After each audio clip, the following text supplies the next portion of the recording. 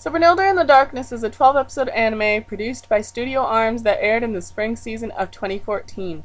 The premise, for the most part, is pretty simple. You have a group of witches who have recently escaped from a lab and are trying to live normal lives while they have their freedom.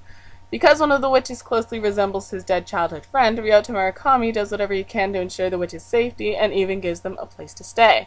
Now, the anime is based on a manga by the same author as Elfen Lied. And for those of you who are unfamiliar with Elfen Lied, it basically follows a similar premise to Brynhildr in the Darkness, girls with mysterious powers and their relationships to the humans around them.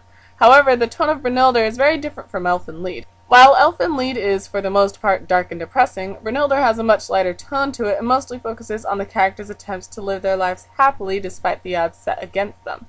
So the story is interesting enough and the characters are easy to care about, but the problem with this series lies mainly in its execution. The first few episodes are done well enough, but by the time the series reaches around episode 9 or so, the pace quickens up a bit until you're left with an ending that sort of just comes out of nowhere. Plus, in the last few episodes, we're introduced to a bunch of new characters, but we don't get any information on their backstories or their relationships to the characters we have gotten to know. So, should you watch Brynhildr in the Darkness? Sure. It's not something you should necessarily avoid watching, but it's not a must-watch either. Plus, it's one of those series that practically begs you to, read the manga.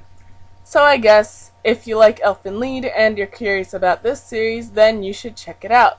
Just know that you'll probably have to refer to the manga, either to get the full story, or to get any extra information that was skipped over in the anime.